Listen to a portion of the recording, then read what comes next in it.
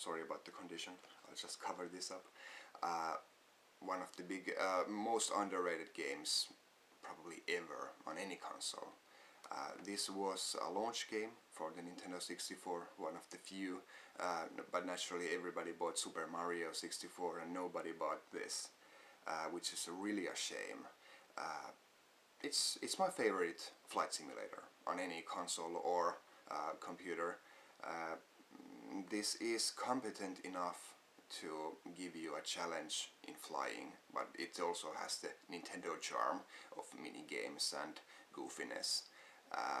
I really can't stress enough that you should get this game. It's dirt cheap on eBay.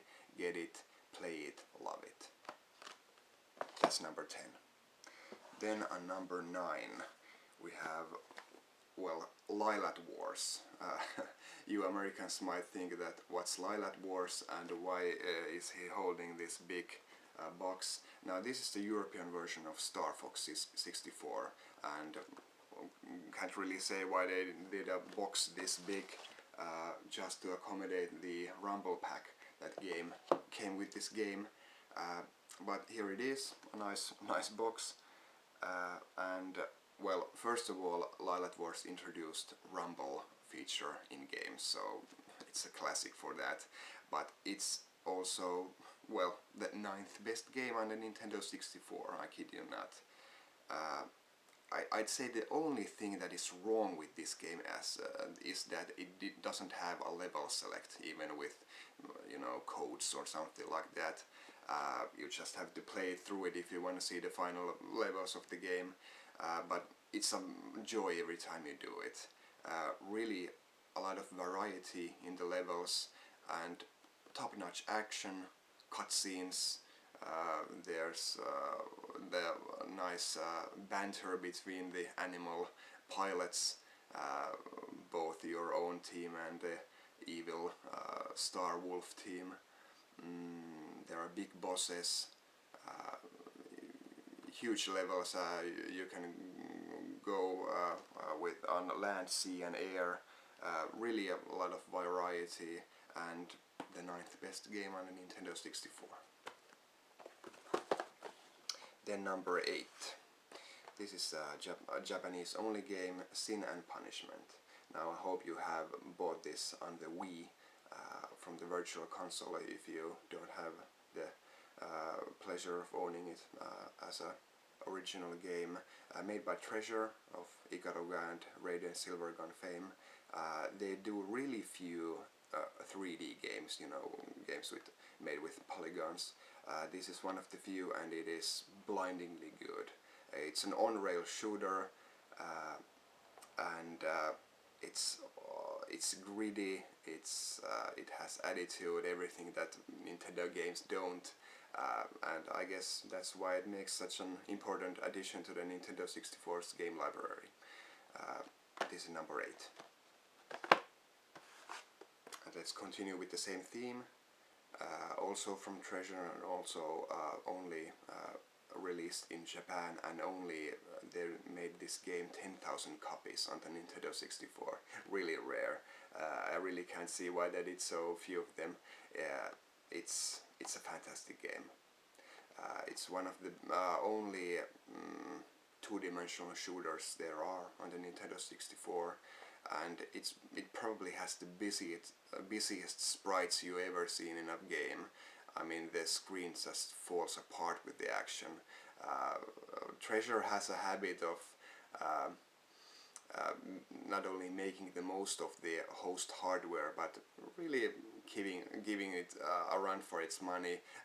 There's a ton of slowdown, which actually works to players' advantage, and there's so much stuff on the screen that without slowdown this game would be unplayable, and with the slowdown it's poetry in motion.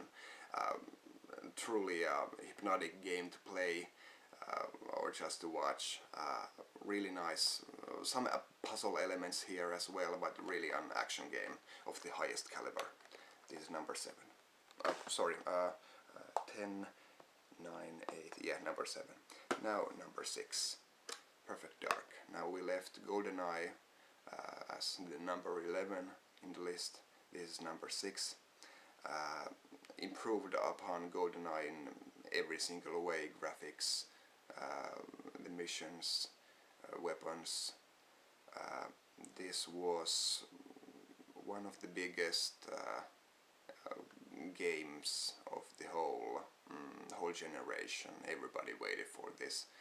PlayStation owners feared this, and Nintendo 64 owners couldn't get enough of each and every tidbit that came before the game was released, and this was delayed numerous times, and it was such a chore to wait for this, but it was worth it in the end. One of the best games of the generation. Right, top 5. The plot thickens. F-Zero X. Now, people who prefer Wipeout don't really get the finesse of F-Zero games, but F-Zero X is the best game in the series. It's better than GX on the GameCube. This is still the most playable, most enjoyable racing game I've ever played, actually. I prefer this over any racing game. Now, I don't play that many racing games, granted, but that's just because racing games are not enough like F-Zero X. 60 frames per second was something unheard of in the Nintendo 64 days. This game did it, and as a result it's still perfectly playable even to this day. A technical marvel, even though the graphics themselves are quite crude, but it's all in the name of gameplay, and this still has perfect gameplay. Number 5. Then number 4, another surprise, I believe, Jet Force Gemini. I absolutely love this game. Well, I guess this was a template for Jak and Daxter and Ratchet and Clank games, for action adventure games, but this was the first, and on the Nintendo 64 I would say this has the best graphics and best music of the whole console. I kid you not. Well, that's just how I feel about it, and in addition it's a blindingly good game. Perfect action, adventure. I love it. You really should get it. That's number 4. Number 3, Legend of Zelda Majora's Mask. Now, if you've been paying attention, you probably know what the numbers 2 and 1 are, so I guess I just compare this to the first game that came out. Well, Majora's Mask's only fault is that it came after Ocarina of Time. It is still the same perfect game that Ocarina of Time was, but with a really dark twist to the plot, and some of the most unique puzzles of the Zelda games are in this game.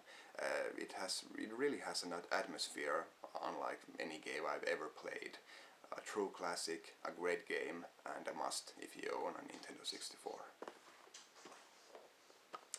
Number 2, Super Mario 64. Okay, Ocarina of Time is there waiting as the number 1 spot, but Super Mario 64 doesn't have anything to be ashamed about.